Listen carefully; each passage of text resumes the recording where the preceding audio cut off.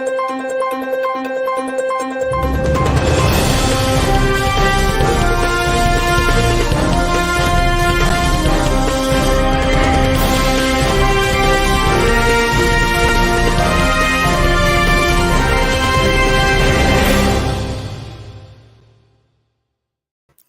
Democrats. Today is Thursday, March 21st, and it's time for the Chair's Daily Live.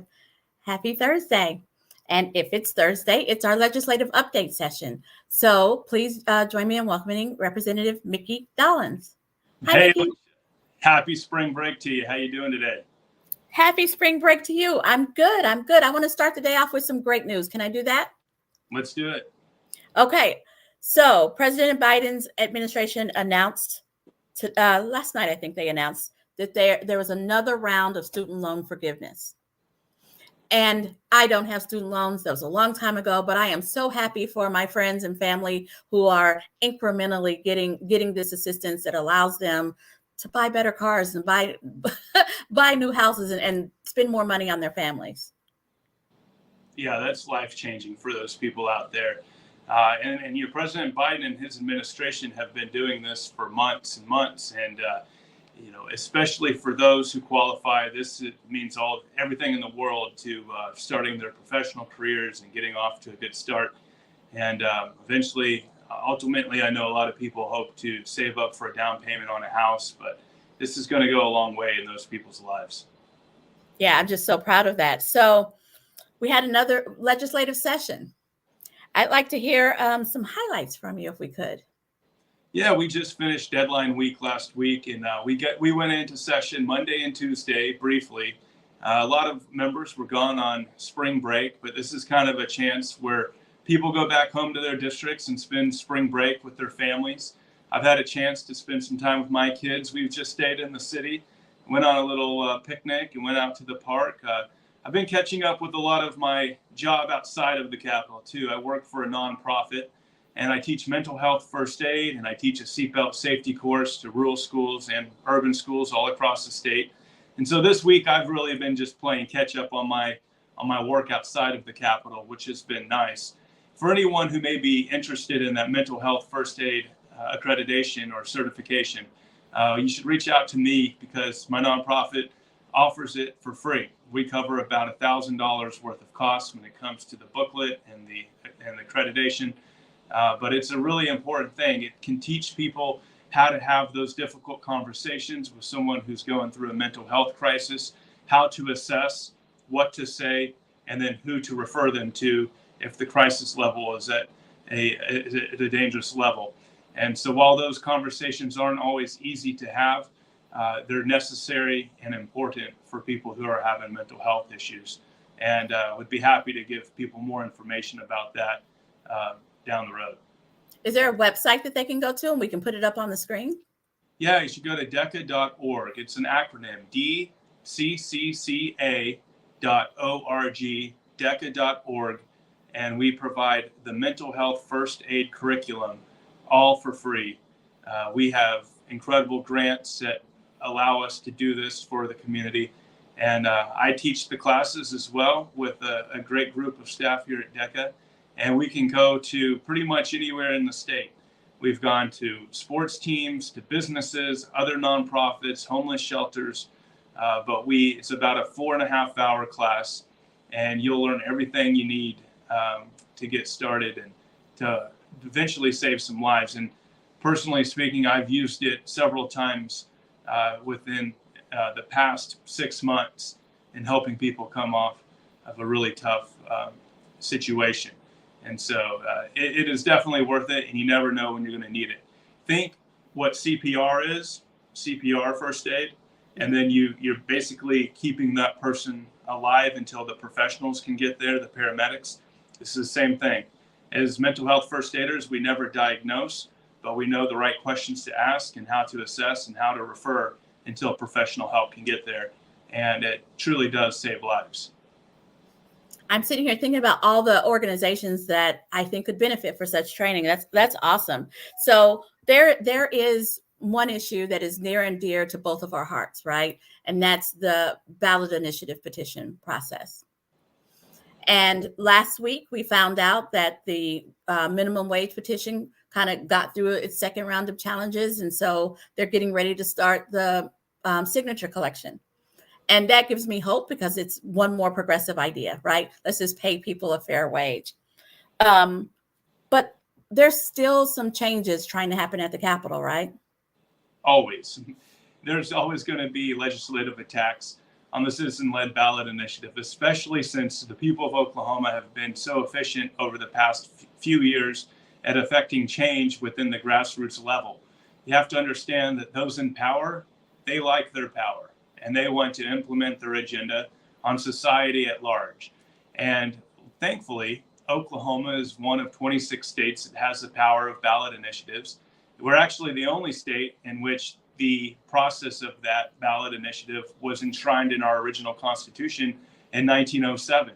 And while it is the most difficult process to succeed at out of any of the states that have the ability to do ballot initiatives, we have some controlling politicians at the Capitol who want to make it even more burdensome for people who wish to affect change at the grassroots level and shape public policy that will improve their lives or community lives and the people in all over the state's lives.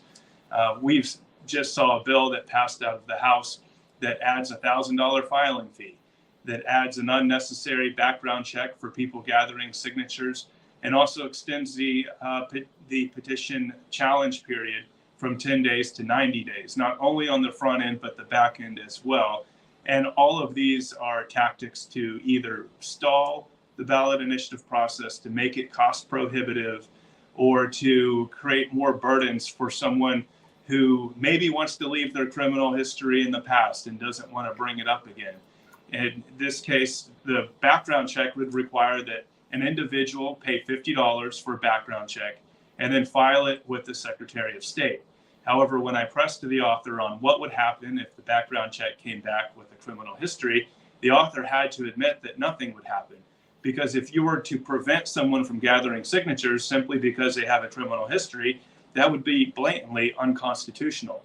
So it became apparent to everyone in the chamber that the only purpose of doing that was to create another obstacle and to discourage petitioners from going out and collecting signatures. These are volunteers who want to affect change, but the process now will be chilled because they maybe don't want to go through the process of having to get the background check, pay $50, file it themselves, possibly have to revisit some criminal history that could have happened 20 years ago. And so all of this is just a tactic to make it harder for the people in Oklahoma to voice their opinion and implement their will on a majority legislature.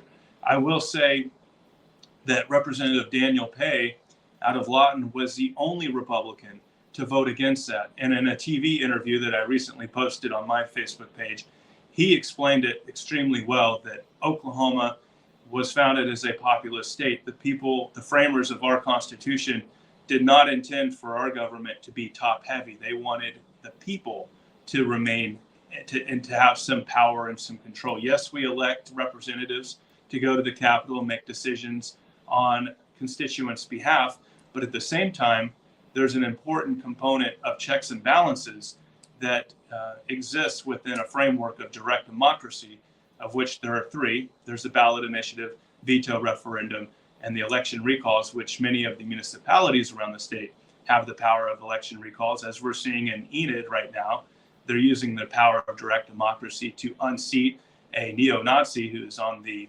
I believe, the city council. City council. Yep. And so, but we don't have the power of election recalls currently at the state level, but that could change if someone wanted to create a ballot initiative and implement that mechanism at the state level as well. So what I understand that passed out of the House is we've increased the process to file by $1,000. And then we've increased an expense for how many ever folks who are gathering signatures by $50 per person. And as I think I remember you saying either last week or the week before, that the author says that they're adding in all of these checks and balances to keep big money out of the process. Which is rich, because the entire reason why it costs so much to do a ballot initiative is because of our extremely limited window to gather signatures which is only 90 days. It's at the very least amount of time of any state that has a ballot initiative process. For example, in Ohio, they can collect signatures over a lifetime until they meet that threshold, and then they can get their state question on the ballot. Oklahoma has just 90 days to do it. That's why petitioners, those collecting signatures, don't have time to go to rural parts of the state, unfortunately. They need to stay where the most densely populated areas are, which is Oklahoma City and Tulsa. And then also, because of the limited window, it requires a lot of money for digital ads, commercials, literature, things to get the word out within that 90-day window. During debate, I brought up the point, I had a bill that would have extended that period from 90 days to 180 days. Not only would that have given signature gatherers an opportunity to go to rural Oklahoma and receive signatures out there, but it also would have reduced the amount of outside money that these organizers rely on to get their word out. It would have allowed for more grassroots fundraising and more time to actually organically go out and collect signatures. But unfortunately, that bill was not even given a committee hearing. So yeah, it is big money because of the current process that was intentionally put in place to make it more difficult to succeed at ballot initiatives. Only 6% of citizen-led ballot initiatives have been successful since statehood. So that'll put it into perspective. It's extremely difficult, but it's also extremely precious for the people of Oklahoma to retain this freedom and this right to petition the government. So I went through all this process because I want to talk about open primaries. And right now, there are people who are gathering together trying to decide if we're going to have an initiative petition to have open primaries.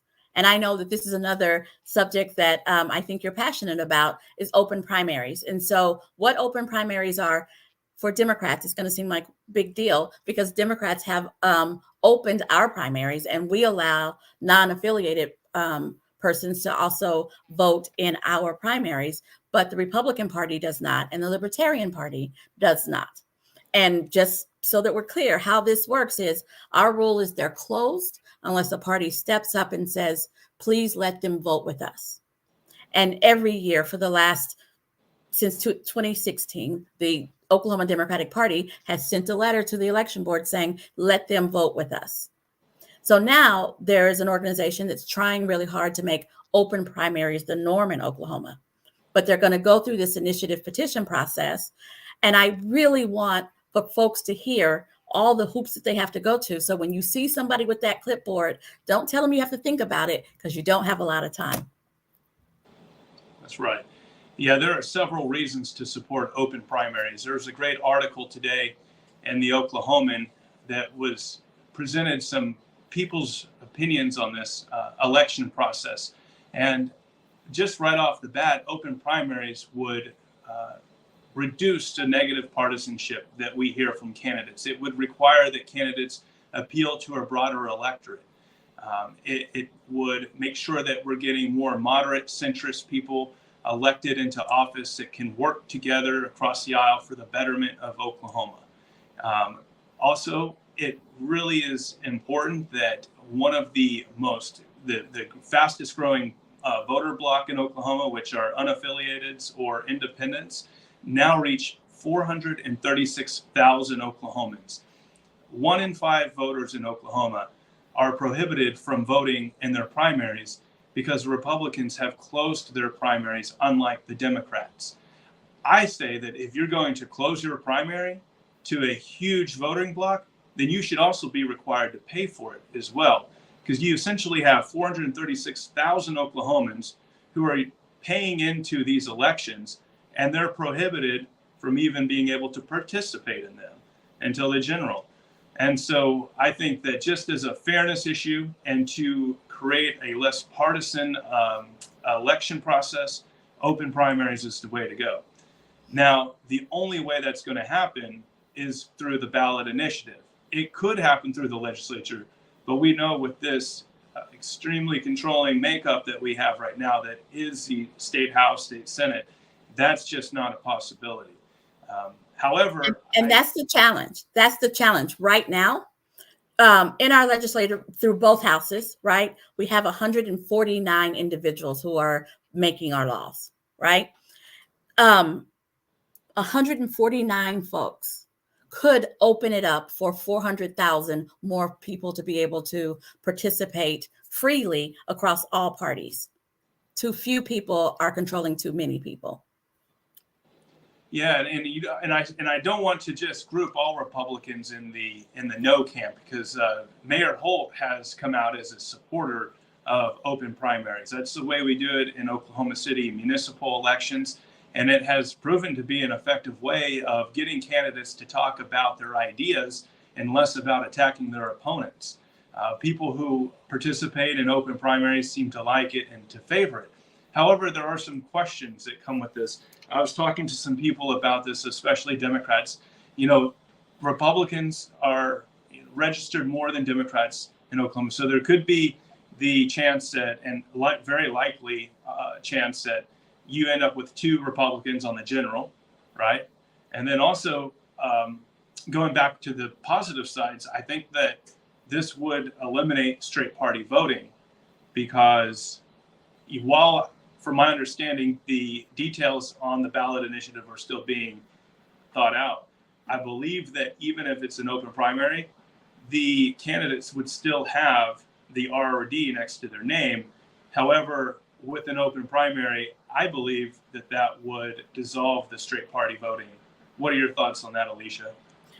That is the one hopeful part that I have, because I do have a concern. Right, it seems right now that the most extreme is what gets awarded in a lot of the elections, right? And so you could have 2 extremists trying to out extreme each other. But if everybody is on the ballot, what I know and believe is that I can talk to you till I'm blue in the face, and I am a Democrat. That's who I am. But what you do behind the cardboard is your vote. And if you had an opportunity to listen to someone from another party and they're talking about the issues you care about in a way that you want to hear, once you get behind that cardboard, you're voting your values, not the letter. And that is where we need to go as a state, and frankly, as a country, is we need to be voting our values and not the letter. I agree with that. Do you have any other thoughts on open primaries and whether or not you think that it should be law of the land? Well, so like I said, I have my reservations. Mm-hmm. However, I live by my core, and my core is I want everybody to have access to the ballot box. And right now, we have a considerable amount of Oklahomans who have very limited access to the ballot box. And so I really want everybody to have access to the ballot box. So that's where I am on that. That's a good point. The more participation, the better. Also, open primaries would save taxpayer dollars by eliminating runoff elections in the primaries. And also, like we said, decrease negative campaigning and hopefully create more bipartisanship. So we'll see how that goes. What's that? I'm one of the few Democrats that vote at my polling place. And when I walk in, and they have no idea of my title or anything like that. When I walk in, they're like, hey, there's that Democrat girl. Of which I say, yes, I am, but it's just because there's so few, because I'm the one with the color. I don't even remember the color, but they have the yellow and green. If people just walk up and give their name and their ID and go vote, it would be a whole lot less divisive, I think. That's right. Hey, if we have time, I'd like to talk about one of the election bills that came up that I don't think got any attention in the news. This was a couple of weeks ago. A representative wants to change the voting process law to where the people who, as you know, when you register to vote, the county will send you a little voter ID card. And there were actual legislators who were under the wrong impression that in addition to your little voter ID card, you also needed to provide a photo ID. That is not true. You can go to the polls and vote with just your voter ID card. The legislator passed a bill that would require that you register to vote. The county would send you the little paper voter ID card, and then you have to take that voter ID card to a tag agency, prove again that you're registered to vote, and then they will print you off another voter ID card with your photo on it, and then send it back to your home. And the only pro he's saying is it's free, but this particular legislator doesn't know what it's like to not have transportation, to have to go through an extra step, How are they going to get that information out to voters who've been voting? Thousands and thousands of voters across Oklahoma every year just use that voter ID card to get their ballot and to be able to exercise their right to vote. And so by adding an additional hurdle to this bill is going to disenfranchise voters. And it's just a terrible thing. And the author said, well, it's not so hard to just drive down to your tag agency and get get a new voter ID card. Essentially, this law would require people to prove that they're eligible to vote twice. And it's made its way through the House, and we'll see how it goes in the Senate. And I can't think of the bill number right off the top of my head, but this discussion made me think of that. And I will probably segment some of that video and post it as a clip later on so people can be aware that, all these extra burdens and just like how they're trying to toy with the ballot initiative process, all of these additional steps and obstacles, they use the disguise of safe and secure elections. But what it really is a method to discourage and disenfranchise voters. For anyone who is out there wondering if our elections are safe and secure, you'll hear it time and time again from Republicans and Democrats alike that Oklahoma is one of the most safe and secure states in the nation for election integrity. And so to add this additional step just makes zero sense other than to discourage and disenfranchise voters.